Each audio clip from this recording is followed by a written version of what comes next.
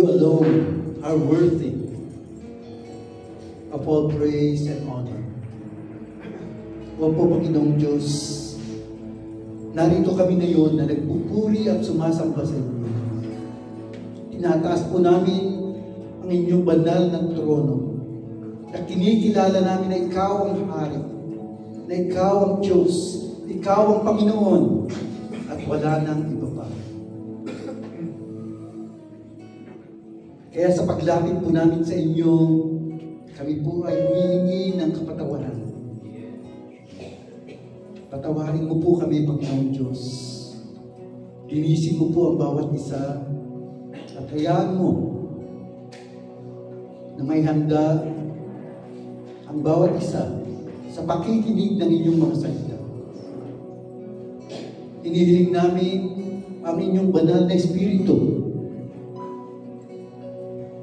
na siyang mangusap sa bawat isa sa amin. Panginoong Diyos, inaamin po namin na hindi kami karapat-dapat. Pero salamat sa inyong biyaya. Pinagkaisa po kami sa inyong iglesia para ikaw, Panginoong Diyos, ay aming dakilan. Salamat sa kaligtasan. Salamat, Panginoong Diyos, sa patuloy mong pagkakaloob ng inyong kagandahang loob sa kabuuan ng iglesia ng glory. Lahat po kami, Panginoon, ay naninigluhod sa inyo. Maraming salamat po. Ang inyong mga salita, ang mga katotohanan na maririnig namin, ay inyo pong itanim sa aming mga puso. At hayaan niyo, Panginoong Diyos, na ito ay magbunga ayon sa pag-a-apply po namin sa mga natututunan namin, ayon sa inyong salita, ayon sa inyong kalooban, para sa inyong kalwalhatian. Maraming salamat po. At lahat ng ito ay amin pong pinagkakatiwala sa inyo.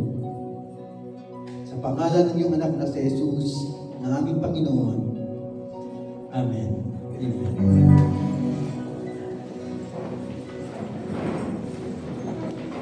Good morning po sa ating lahat.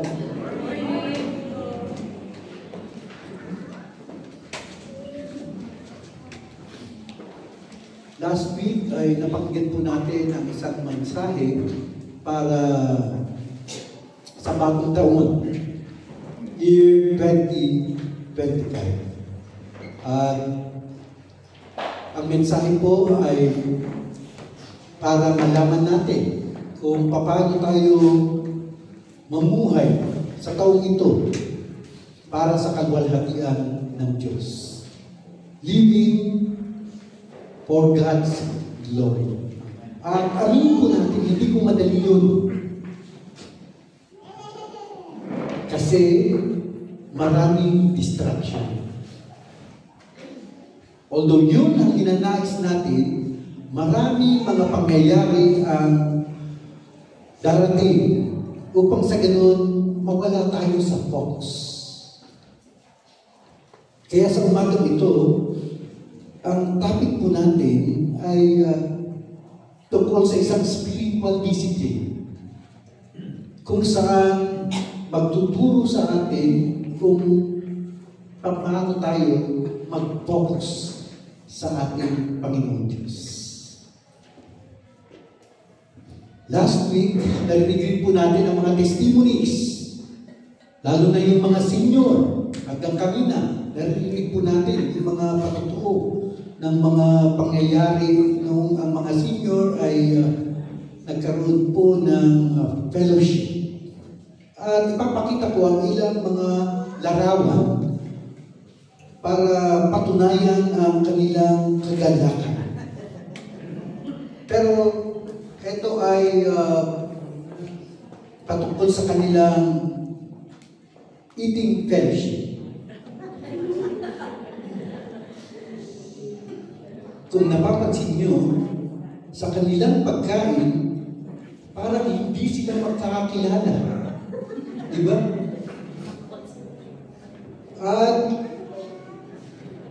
sa kanilang fellowship, meron pang tumayo para sa ganun kumuha na ng pagkain. Kasi wala nang nag-abot.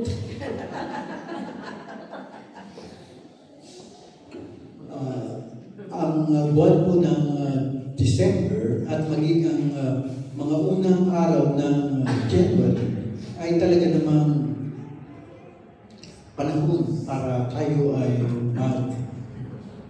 mag-enjoy sa mga pagkain.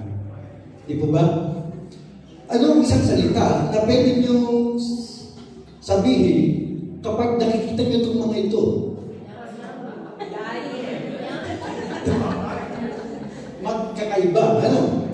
Sa akin, ang naisip ko, yummy.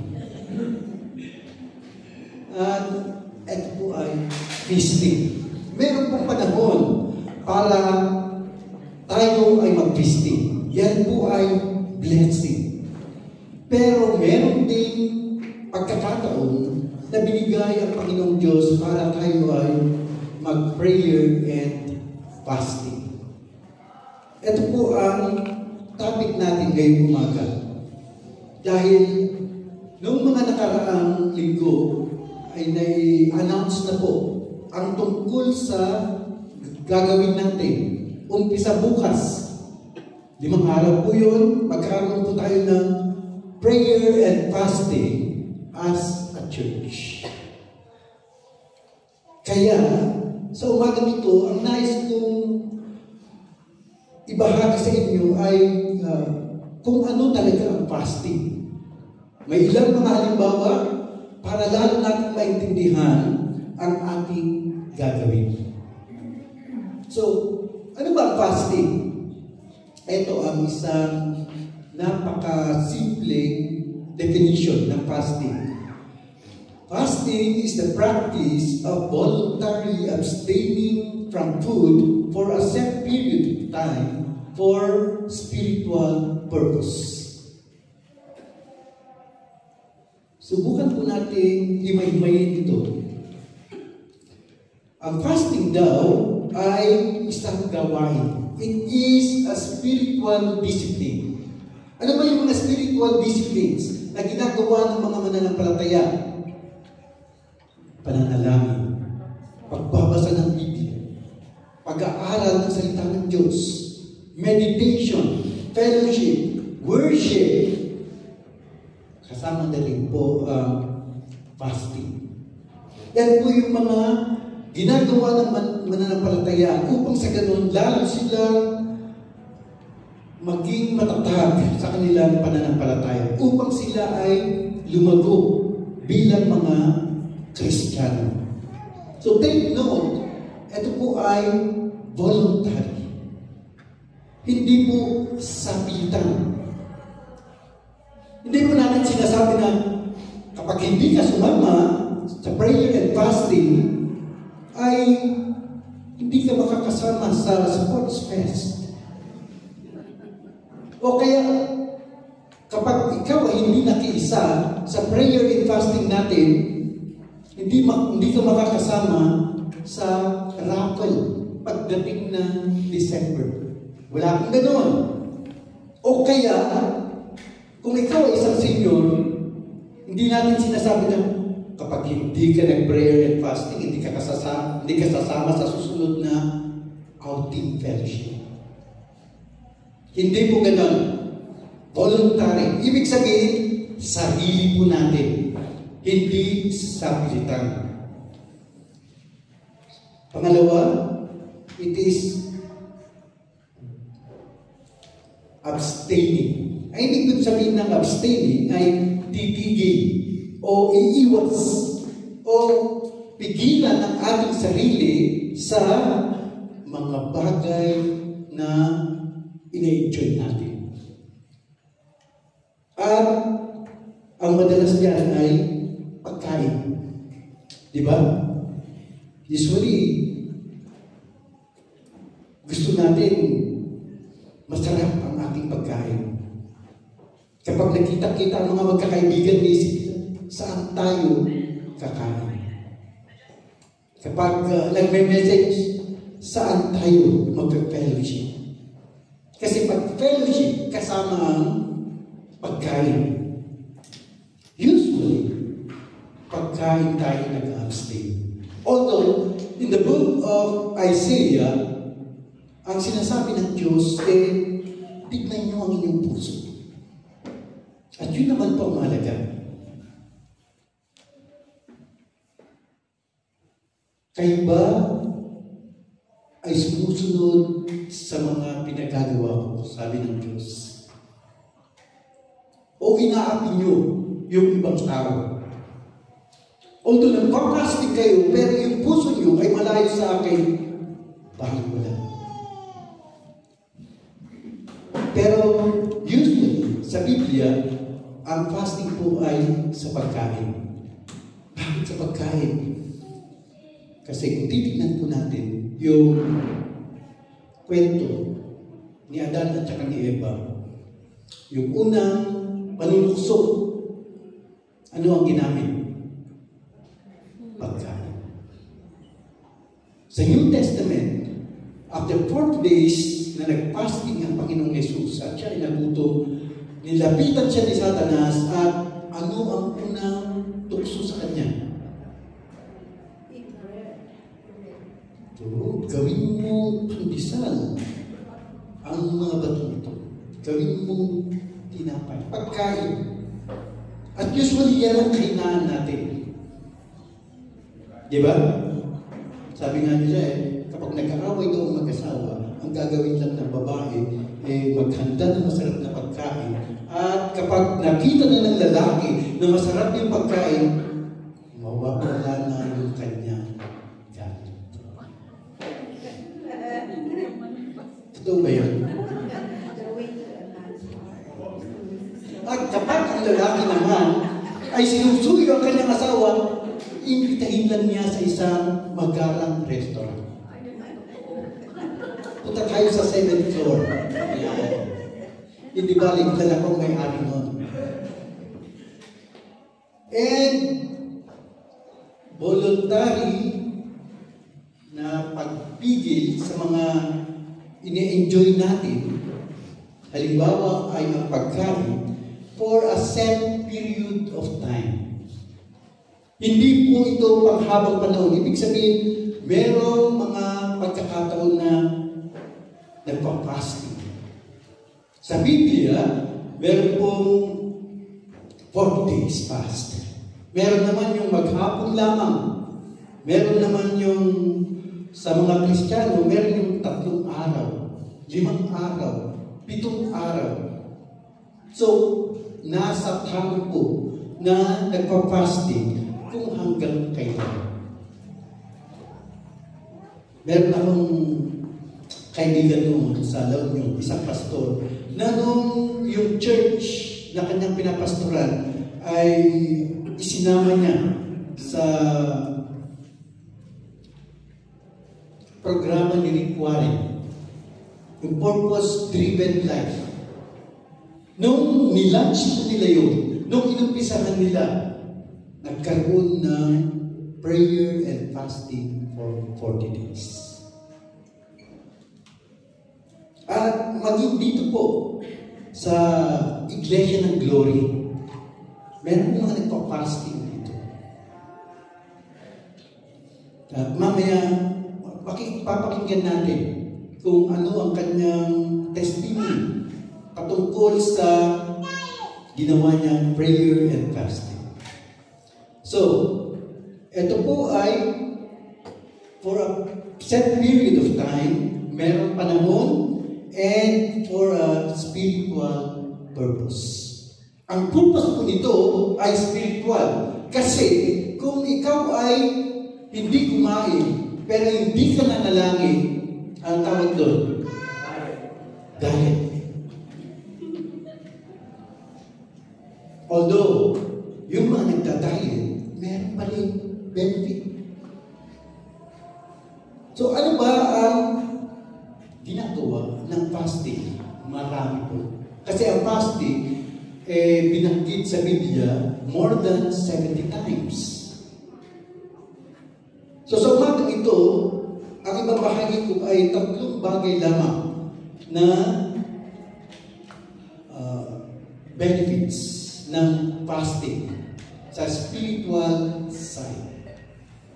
So una, fasting helps you humble yourself before God and ask for His protection. Kapag ikaw ay nagpa-fasting, ibang nagpapakumbaba ka sa Panginoon. Sinasabi mo na, "Oh, Panginoon, gusto kong kumain, kailangan ko ang pagkain, pero mas kailangan kita. Ini-enjoy ko ang mga masasarap na pagkain, pero Lord, gusto kita na ma-enjoy. Kasi mas nag-enjoy ako sa iyong presensya." In the book of Ezra, sa chapter 8, verse 21, ito po yung, ang mga Israelites sa Babylon ay babalik sa Jerusalem sa pangunguna ni Ezra. Isa po siyang skriba at pinayagan siya ni Haring Artaxerxes para bumalik sa Jerusalem at ibangon muli ang templo. At kung sila ay nagkabay, sabi niya sa verse 21, "Then I proclaimed the fast there at the river of Ahava, that we might humble ourselves before God, to seek from Him the right way for us and our little ones and all our possessions." Alam niya na kailangan magpakumbaba sa harapan ng Diyos para sa ganun magtagumpay sila sa kanilang misyon na bumalik sa Jerusalem ng ligtas at maayos at magampanan nila ang kanilang tungkulin. Kaya nga, ang ginawa ni Ezra, sabi niya, magkaroon tayo ng fasting. Let us seek the Lord. Hanapin natin ang Panginoong Diyos. At bilang isang iglesia, napakaganda na magkaisa tayo sa gawain ito. That all of us will be one in seeking the Lord. Diba? Ibang lahat tayo ay magpakumbaba sa harapan ng Panginoong Diyos. Aminin natin na may mga pagkakataon na distracted tayo. Kapag ikaw ay isang magulang, marami kang mga gawain, marami kang iniisip, marami kang alalahanin. Asawa mo, yung anak mo, yung mga pangangailangan sa bahay, marami. At minsan, nakakaligtaan mo na ang pananalangin, ang pagbabasa ng salita ng Diyos. At minsan kahit na ikaw ay nakaupo sa worship service, habang nagpipreach si pastor, naglalaro ang isip mo sa ibang bagay. Distracted. Wala sa focus. Kumbaga sa camera ay blurred. At sa ating pag-ayun, pagpa-fasting, ay magpapakumbaba tayo sa Panginoong Diyos. Sabihin natin sa Kanya na, Panginoon, kailangan ka namin. At sa panimula ng taong 2025, ikaw ay aming kinikilala bilang aming Diyos, bilang aming Panginoon, bilang aming dakilang pastor. At hindi lang yun. Ang fasting na ginawa nila Ezra ay para lumapit sa Diyos at bigyan sila ng direksyon. To seek from Him the right way for us. Kasi sa kanilang paglalakbay, maraming tulisan. Delikado. May mga bandido. may mga dala-dala kasi silang mahalagang bagay, katulad ng ginto, pila, at iba pang mga pangangailangan para sa itatayo nilang templo. Kaya, nung sila ay nag-fasting, nagpakumbaba sila sa harapan ng Diyos at hinanap nila ang pabor ng Panginoon upang gabayan sila at patnubayan sa kanilang paglalakbay para rin sa kanilang mga anak and our little ones. Di ba nais natin ang mga anak natin, ang mga apo natin, ang susunod na henerasyon ay mapapasama sa kaharian ng Diyos. Kaya we need to fast. At maging sa kanilang mga ari-arian and all our possessions. Lahat yun ay kanilang idinulog sa Panginoong Diyos sa kanilang pag-aayuno at pananalangin. Fasting helps you humble yourself before God and ask for His protection. At sa 2 Chronicles 7:14, ang sabi po ng Panginoon, kapag ang mga mananampalataya ay nagpakumbaba sa kanyang harapan, ito po ang mangyayari. If my people who are called by my name will humble themselves and pray and seek my face and turn from their wicked ways, the result will be, then, ang sabi ng Panginoong Diyos, I will hear from heaven and I will forgive their sin and will heal their land. Kailangan natin ito. Di po ba?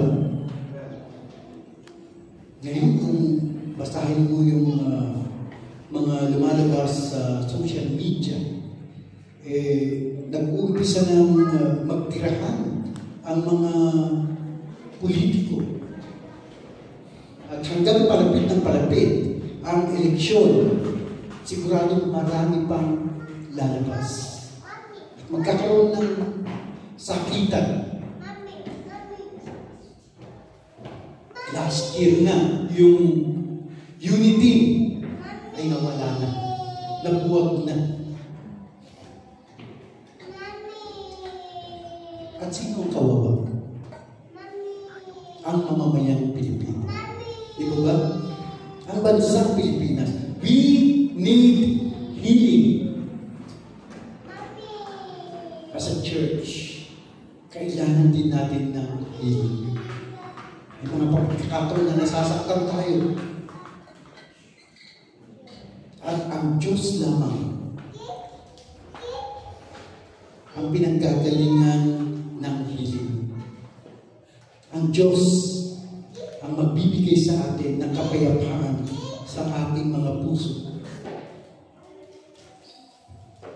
Pangalawa, fasting helps you draw closer to God. Aminin natin, may mga pagkakataon na parang malayo tayo sa Panginoon Diyos. Bakit? Kasi nga, nabanggit ko kanina, distracted tayo. Wala tayo sa focus. And it happens to me. Sa akin po minsan, dahil sa hectic na schedule, yung bang parang ginagawa ko ang ministry para lang matapos. At kapag iniisip ko, sabi ko parang mali. Hindi lang parang, talagang mali. Ginagawa mo ang mga bagay para lang sa ganun, masabi na natapos mo, nagawa mo, nagapanan mo yung tungkulin. Pero ang tanong, nagagalak ba ang Panginoong Diyos? Is God pleased? Kaya sa ating pong prayer and fasting, we draw ourselves closer to God. Lumalapit po tayo sa ating Panginoong Diyos. Sa Old Testament, sa book of Joel, sa chapter 2, verses 12 to 13, "Now therefore, says the Lord, turn to me with all your heart, with fasting, with weeping, and with mourning." Ibig sabihin, lumapit kayo sa akin na totoo sa inyong puso. Hindi lang sa salita, kundi talagang nanggagaling ito sa inyong puso. Kaya sa verse 13, "Rend your heart and not your garments. Return to the Lord your God, for He is gracious and merciful, slow to anger and great kindness, and He relents from doing harm." Sa Tagalog po magsisi kayo ng taos sa puso at hindi pakitang tao lamang. Magbalik loob kayo kay Yahweh na inyong Diyos, sapagkat siya'y mahabagin at mapagmahal, hindi madaling magalit, at wagas ang kanyang pag-ibig. Siya ay laging handang magpatawad at hindi nagpaparusa sa mga nagsisisi. Fasting helps you draw closer to God. Magiging mas malapit tayo sa ating Panginoong Diyos sapagkat lumalapit tayo sa Kanya ng buong kaseryosohan. At kapag tayo ay lumapit sa Kanya, lalo siyang lalapit sa atin. Sabi ng James 4, sa verse 8, "Draw near to God, and He will draw near to you. Cleanse your hands, you sinners. Purify your hearts, you double-minded." Gusto niyo ba na mapanagin sa Diyos sa taong 2025 at sa mga susunod pang taon? Then, as a church, let us all draw near to God. Hindi lang yan. Fasting helps you seek the guidance of God. Sa New Testament, sa Acts 13, nandun ang mga propeta, nandun ang mga nagtuturo ng salita ng Diyos. Sa Acts 13, at nagkakaisa sila. Sa verse 2, "While they were worshiping the Lord and fasting, the Holy Spirit said," habang sila ay sumasamba sa Panginoong Diyos at nag-aayuno, nangusap ang banal na Espiritu. Anong sabi niya? "Set apart for me Barnabas and Saul for the work to which I called them." Pinili ng Holy Spirit si Saul na naging Paul at si Barnabas para sa napakahalagang misyon. At ito ay upang pumunta sa mga lugar, ihayag ang magandang balita ng kaligtasan at magtayo ng mga iglesia. The work of missions. Kaya ang ginawa ng mga mananampalataya sa verse 3, "So after they had fasted and prayed, they placed their hands on them and sent them off." At yan ay nangyari sa church ng Antioch. Ito ay sa lugar ng Syria. They fasted as a church and the Holy Spirit gave them guidance and direction. Sa mga mahalagang desisyon, napakaganda rin na magkaroon ng fasting.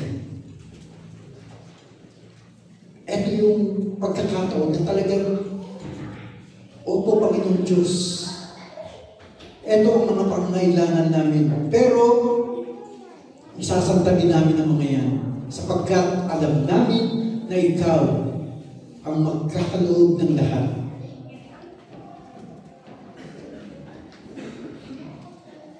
Yan ang nagagawa ng prayer and fasting. Maging ang Panginoong Jesus, siya ay nag-fasting ng 40 araw. 40 days. At dumaan siya sa mga temptations. Tinukso siya ng dyablo. Pagkain, kapangyarihan, pero hindi siya bumigay. At yan ang isang halimbawa na nararapat nating tularan. Sa pagkakataon pong ito, nais ko pong tawagin ng isang kapatid natin para magpatuturo tungkol sa kanyang karanasan sa prayer and fasting. Natawagan ko po si Sister MJ.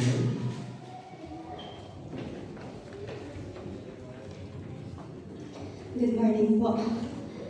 Medyo hesitant po ako na mag-share about fasting kasi admittedly, hindi lahat ng naging fasting ko ay with prayer. Minsan, I just got hungry. Pero, I'm hoping na pag i-share ko ito, maka-encourage inyo na gawin din ng disiplina to. Hindi man po halata, ginagawa ko po ang lahat.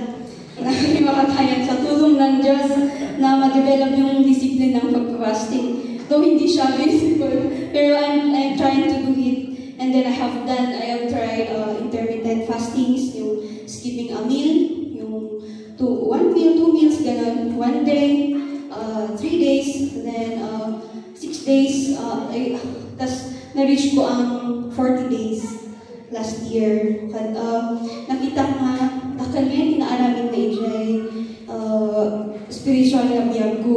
So, I got interested kasi nabasa ko ijay Mark 9 verse 29 hindi nga adati klaseng ti demonyo kanong nga nalaka nga makas out with prayer and fasting. Ako naman, kahit kung magdiyay, dahil di yung isang cast out magtidemonyo kasi nga habang an-alala ko niya tikasan na ang fasting.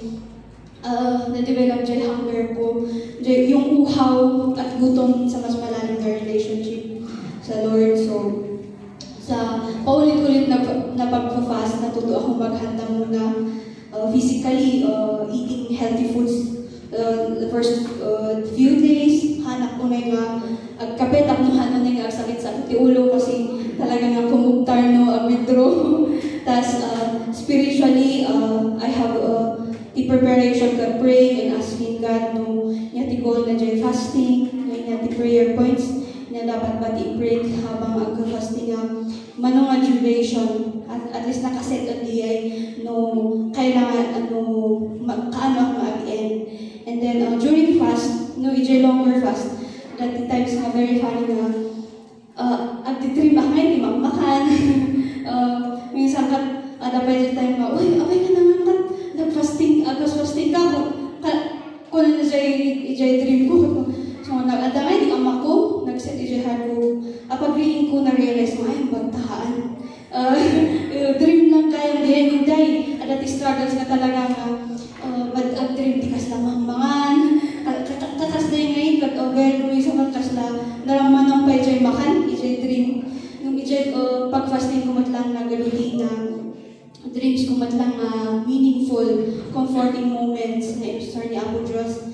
Inusar ni Apo Diyos yung mga encourage kanya na tuloy pa na ag-serve. No, at matatik ti panag-fasting ada talaga ti bad breath, body odors. So digos nga digos, brush nga brush, nagpaitlata. So, ada ti process ti detoxification kami. And then my dizziness, so naging dependent talaga ang ti salt. Ijay ko nga na-enjoy ti salt, ti minerals. But the benefits na nakita spiritually, I have grown closer to God more. Ang sensitive food, hindi nag-stop nga dahil ti panpanunutok dahil nga di ka nagdamdama. Inyaman ng tilutuok. I have stop niya nga, nag-focus na nga inyabi. Adalong na verse, inya ti basaot, Jay tap na ma-highlight niya, Jay kaya kung food is good, but God is better. Mas ma-check ko Jay bagik nung nainlabak pa Jay gift na nga diyay, or isun na ba din na inlabakan nga nasubagan ba.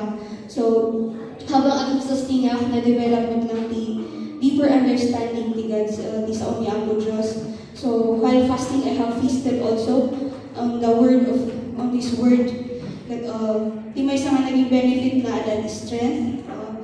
Kasi nag-fasting di kanayon nga nag-fasting nga nagrurugi ang kanta ni Jay. Nagrigigat ka sitwasyon ko hindi na kasi nagbaliw. Ijay kat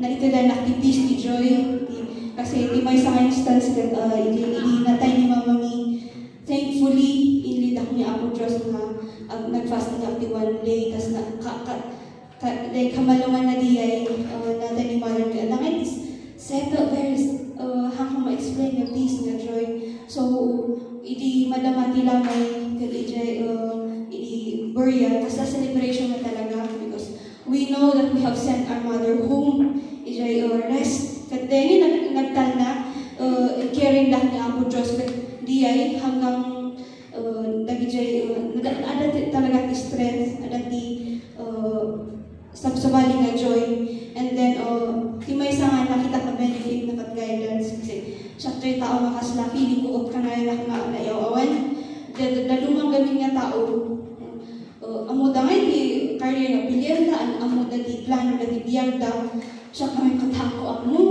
o ngay no what very ngay Lord kasarat awan ngay talaga so nagpe-pray ako so di susar ko kat the answer niya ako just that I am enough you wait take one step at a time with me sumbat niya ako Diyos and I have learned to be satisfied with Him so no kaya ti guidance third day onwards medyo clearer ti panagpanunod medyo nag-stop ti digestion kaya nag-clear ti panagpanunod sharp dating kaslamay injury ko matlang apay agpasmasting han na foggy kat may isa nga naging benefit na I have used this to overcome addictions and sin it helped me to be purified kasi nagaluti even han ko man nga aram hindi ko ma-acquire ngayon or na-Christian tayo agbalbaling addiction di ito siya sa nakaag-stop ako nung ag-focus ako tayo ag-pray tas physically I feel healthier I feel lighter I feel stronger napansin ko ngayon mag-atitude better to complexion ay kung magpapintas kayang di magpapintas kayang di ag-fasting kasi hopefully makita niyo pintas I have to enjoy food more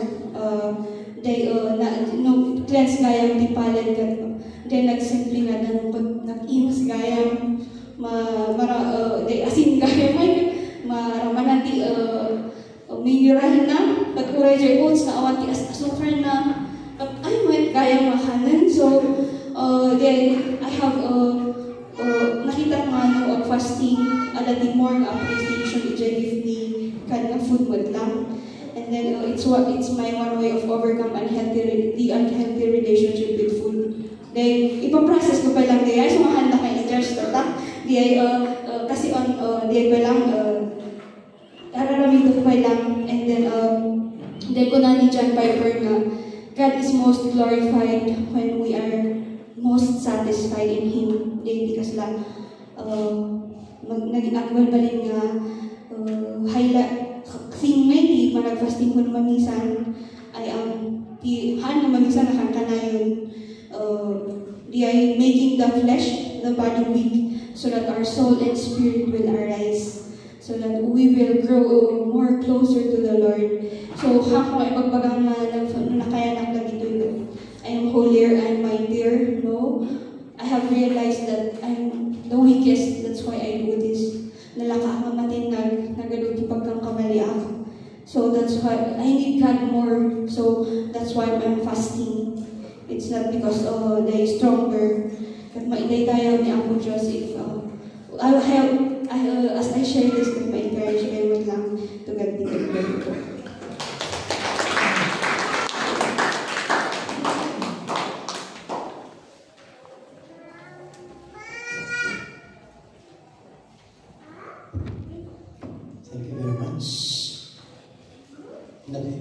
sinabi niya, kailangan niyang Diyos. Kaya siya ay nagpa-fasting. The purpose of fasting should be to take your eyes off the things of this world to focus completely on God. Maraming bagay sa mundong ito. Pagkain, social media, games, at marami pang mga concerns, marami alalahanin ang mundong ito. At minsan doon tayo nakatuon ng pansin. Pero kapag tayo ay nag-fasting, tatanggalin natin ang ating atensyon sa mga bagay na yun at tayo may magpo-focus sa Panginoong Diyos. Fasting is a way to demonstrate to God and to ourselves para ipakita natin sa Diyos at sa ating sarili that we are serious about our relationship with Him. Seryoso ka ba sa iyong relasyon sa ating Panginoong Diyos? Talagang pinag-isipan nyo talaga. Fasting helps us gain new perspective and a renewed alliance upon God. Ibang binibigyan tayo ng bagong pananaw. Katulad ng nabanggit ni Sister Emmy, na masarap pala ng tubig, ang sarap pala ng asin. And meron tayong pag-asa na lumapit sa ating Panginoong Diyos. Yung bang papakita natin na siya lang ang ating inaasahan. Although sabi ni Sister Emmy, mas maganda ang kanyang pakiramdam. Ito po ang sabi ni Lisa Bevere. A diet changes the way you look. Mag-glow ka. Magkaroon ka ng magandang aura. But a fast changes the way you see. Magbabago ang pananaw mo sa mga makamundong bagay at sa mga spiritual na bagay. Sa iyong relasyon sa ating Panginoong Diyos. Pero may warning sa atin sa Matthew 6:16 to 18. When you fast, do not look somber. Huwag ka rin malungkot. Kapag ikaw ay nag-fasting, huwag mo naman pa-obvious. May papakita sa mga tao na nagpa-fasting ako. Para pag pinapakita mo na, mas banal ako kaysa sa inyo. Mas superior ako kaysa sa inyo dahil ako ay nagpa-fasting. Yan po yung sinabi na isang Pariseo. Diba nung nalangin siya? Salamat at hindi ako katulad nito. Itong publican, itong tax collector. Ako ay nagpa-fasting 2 beses sa linggo. And that is a hypocrite. When you fast, do not look somber as the hypocrites do, for they disfigure their faces to show others they are fasting. Truly I tell you, they have received their reward in full.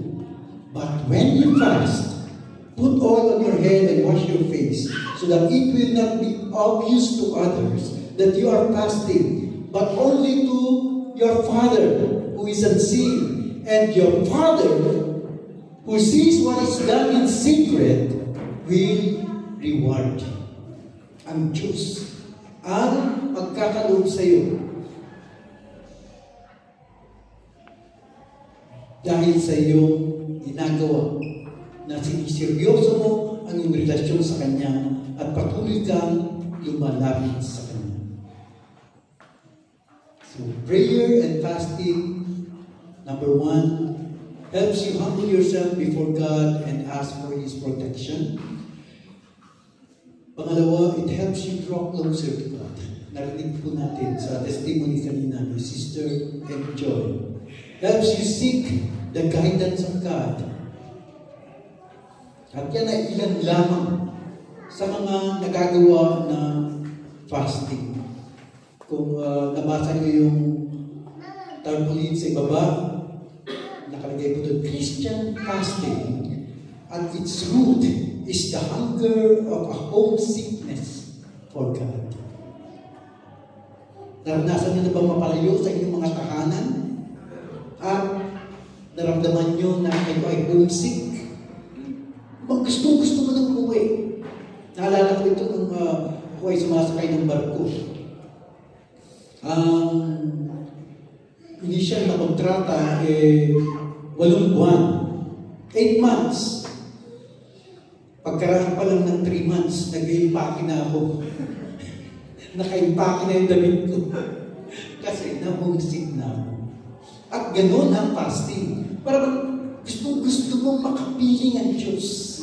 Ito ang ugat mo. Gusto mong makasama ang Diyos. Siya ang pinakamahalaga sa iyo. Minsan natatakot tayo mag-fasting kasi inisip natin starvation. Diba? Hindi ako kakain. Ako, mahirap yun. Gugutumin ako. But fasting is feasting on the Lord. Drawing closer to Him in all humility as you seek for His divine protection, guidance, power, strength, forgiveness, and hope. At ang bonus, meron siyang physical benefits. Bataan ko. Weight loss. Kailangan ba natin yun? Yes. Ako rin. Kailangan ko talaga yun. Heal digestion problems. Kailangan ba natin yun? Increase insulin sensitivity. Ibig sabihin, kukontrolin niya yung blood sugar. Slow down aging. Gusto niyo ba yun? Yes. Although gusto niyo mag-senior, pero gusto niyo mukha niyo bata pa rin. Di ba? Boost immune system. Kailangan po natin yun. Growth hormones. Reduce inflammation. Medyo inflamed na talaga. Increase focus. Ito po ang patuloy kong binabanggit kanina. Kasi minsan sa kaisip natin, sa dami ng mga pangyayari, dami ng mga pagsubok, dami ng mga problema, nawawala tayo sa focus. So as a church, and as a pastor, ini-invite ko ang bawat isa sa inyo. Mag-prayer and fasting po tayo. Umpisa bukas. Alas 5 ng hapon, pupunta po tayo dito sa mga available. Punta po tayo dito. And together, let us seek the Lord. Let us pray. At gagawin po natin yan limang araw. Alam niyo ba na akala natin yung mga Christians na gumagawa niyan? Sa ibang mga pananampalataya, mas matindi. Isang buwan silang nag-aayuno. Kasi seryoso rin sila sa kanilang pananampalataya. Kaya mga kapatid, magkaisa po tayo sa gawain ito as we start 2025. And let the Lord be magnified, be glorified, be exalted, be lifted high sa atin po gawain. Sabi nga ng salita ng Diyos, we seek first the kingdom of God and His righteousness. And all these things shall be added unto us. Tayo ay manalangin. Panginoon Diyos, kami po nagpapasalamat sa inyong mga salita. Salamat, Panginoon, sa katuruan ito patungkol sa discipline ng prayer and fasting. Dalangin ko po, Panginoon Diyos, na ang bawat isa ay patuloy niyo pong kanigin upang kami po ay magkaroon ng voluntary commitment sa gawain ito na makiisa sa Iglesia. Lord, I pray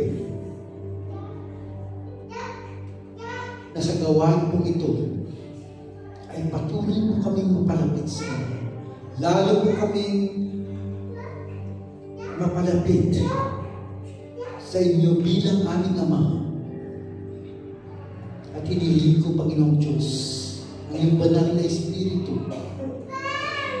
na siyang magbigay sa amin ng kagalakan at kapayapaan sa gawain ito. Maraming salamat, Panginoon Diyos. Hayaan mo na patuloy kang matakila sa lahat ng gawain namin sa taong ito at sa mga susunod pang taon. Nawa, Panginoon Diyos, as we seek your favor, your blessing will be upon us, upon this church, upon our families, upon the next generations. Maraming salamat, Panginoon. Lahat ng ito, Panginoon Diyos, tinutulog po namin sa inyo sa pangalan ng iyong anak na si Jesus. Amen.